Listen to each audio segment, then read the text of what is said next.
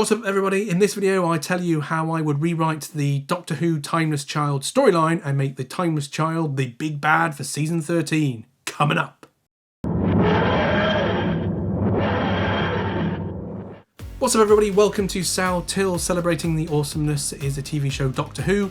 On this channel I produce videos all about Doctor Who, from show news, episode reviews, episode reaction videos and fan theories just like this one. So if you're new here, please consider subscribing. Right, this is another video in the series of my videos all about how I would rewrite the Doctor Who Timeless Child storyline and make it make more sense. The main reason for this is because I am a superfan / genius.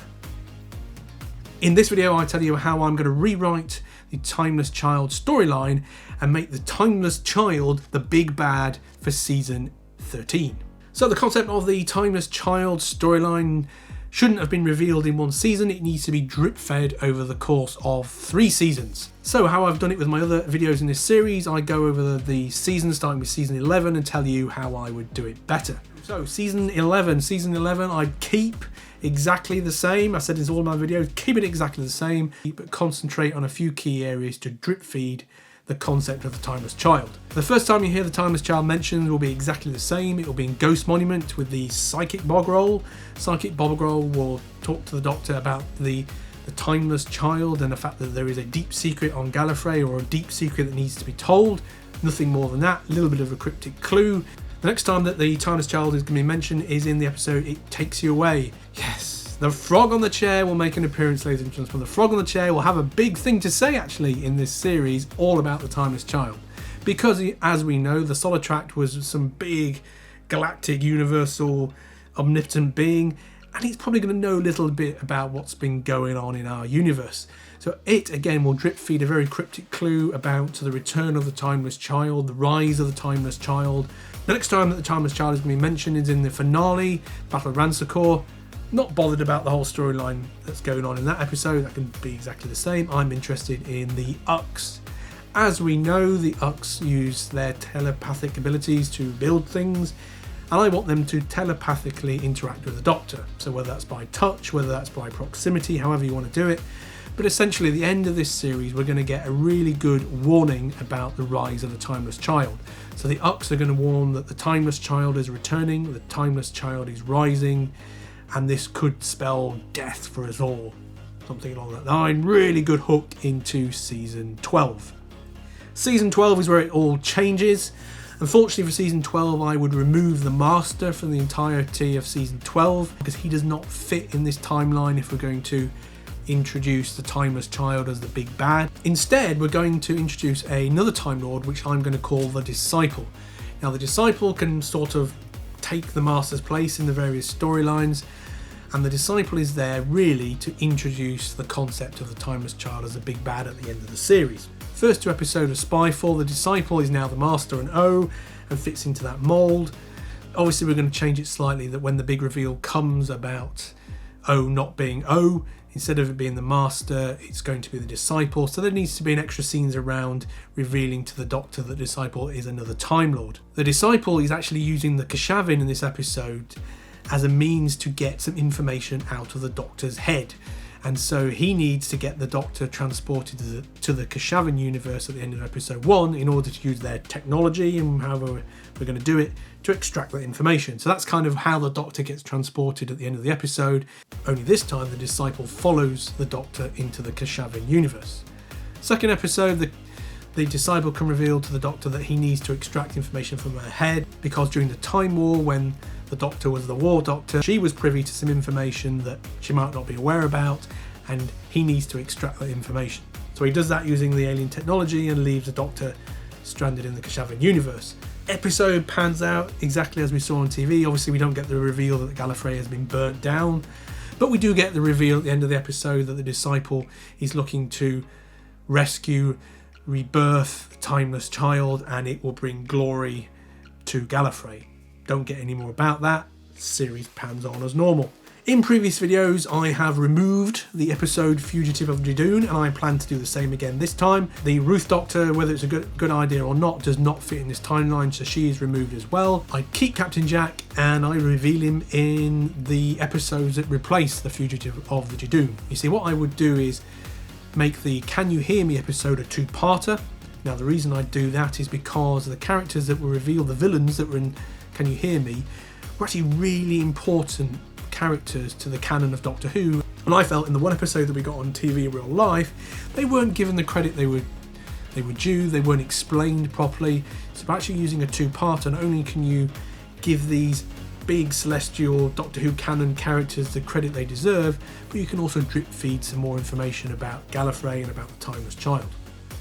This is also the episode that I would reintroduce Captain Jack. He can be introduced in exactly the same way as we saw before. He can transport Graham out, give him the warning about the lone Cyberman. I'd make sure emphasis was put on the fact that the Captain Jack is actually fighting in the cyber war in the future as we speak, and he has some specific intelligence that this lone Cyberman has escaped in order to go and find the Time Lord or the Time Lords. Obviously Captain Jack only knows really one Time Lord besides the Master, and that's obviously the Doctor, so he's trying to get that warning to the Doctor and to make sure that the Doctor does not give the Cyberman what he wants. Cryptic clues about the Timeless Child being drip-fed through the Dream Machine in this episode as well. The Doctor kind of sees these visions about the Timeless Child in Time Lord society. And if we're going to introduce the Timeless Child as a character, we also may want to get some, I don't know, some voice in her head, some shadowy figure in her head, talking directly to the Doctor about my rebirth as opposed to the rebirth of the Timeless Child. So it's actually really the Timeless Child character talking to her directly. Rest of the series can be exactly the same. We get up to the three-parter in the finale. We meet the lone Cyberman in the past, and obviously the Siberian thing still plays out in the same way. We get into the ascension of the Cybermen, and we get to hear the story from the remaining humans about the boundary.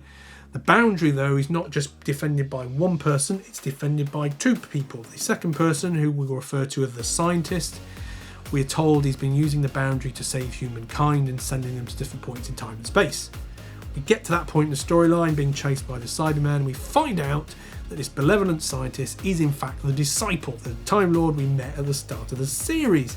Now, he is recognised by the Cybermen and the lone Cyberman as an ally because he's done a deal beforehand to use the Cybermen to attack Gallifrey. So he's going to use a boundary to transport the Cybermen through the boundary to Gallifrey and to save his master, the Timeless Child.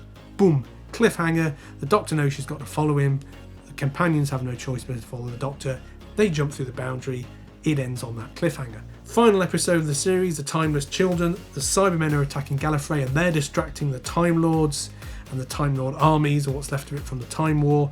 Whilst they're doing that, the disciple is sneaking into a secret area of the capital, underneath the Capitol building, or a secret area on the planet somewhere, and he has found the final resting place of the Timeless Child.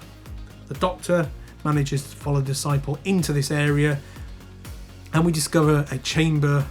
I don't know, it could be a chamber under a pyramid or something like that, something like a monument, and under there we have a chamber, a monument just like we've got in the Five Doctors, something like that, something quite cool, a Gallifrey monument, and underneath that is a crypt, and there is the resting place of what the inscription says is the Timeless Child.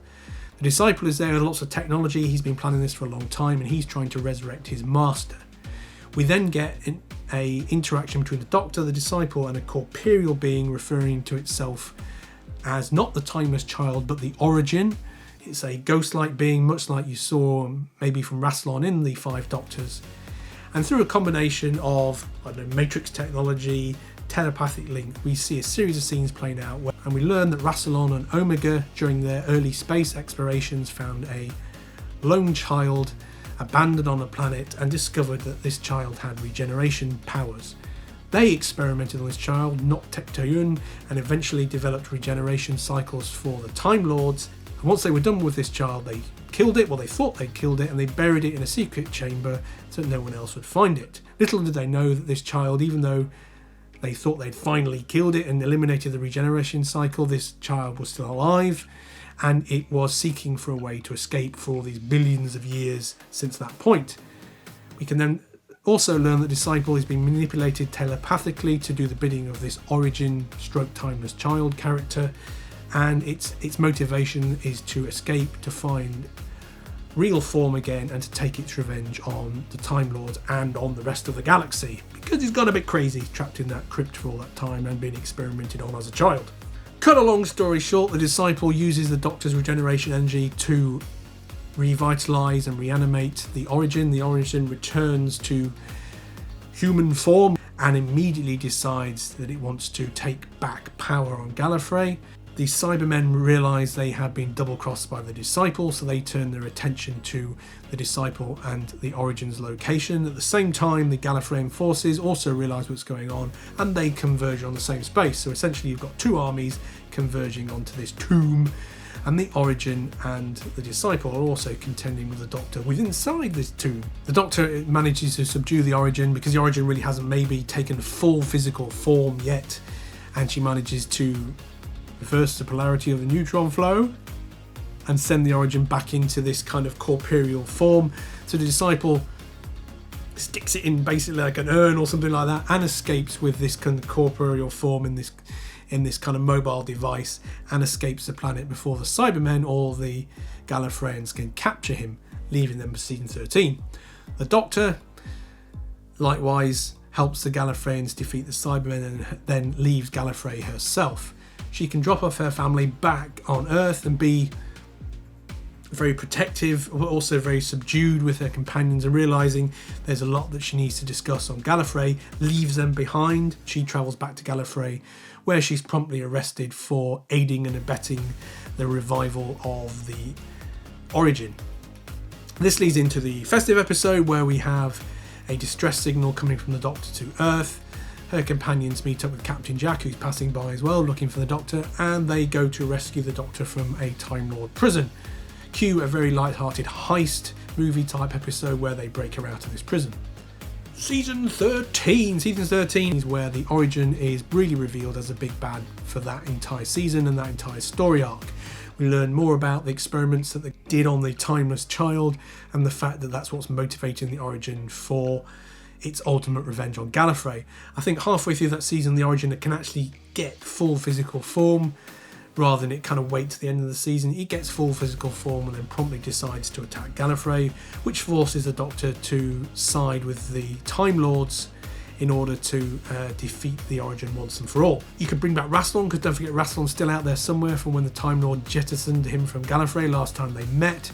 So you could have some really good political shenanigans related to Gallifrey, the founders of Gallifrey, and this new big bad character, the Origin. I think what will set this apart from other New Who series is the return of Gallifrey. Gallifrey, for obvious reasons, was not in any of the other New Who series, so bringing it back would really set the 13th Doctor tenure apart from other tenures in New Who by creating a new big bad related to Gallifrey that isn't Rassilon, that isn't Omega, that isn't the Master, it isn't the Rani.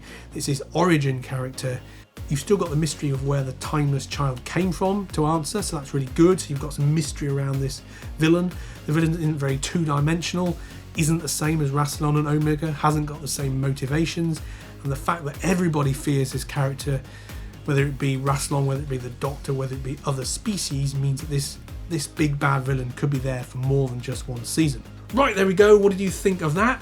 Was it any good? Was it better than what you saw on TV? Did it do more justice to Doctor Who canon than the rewriting of the Timeless Child being the Doctor? Stick a comment in the comments below and let me know what you think.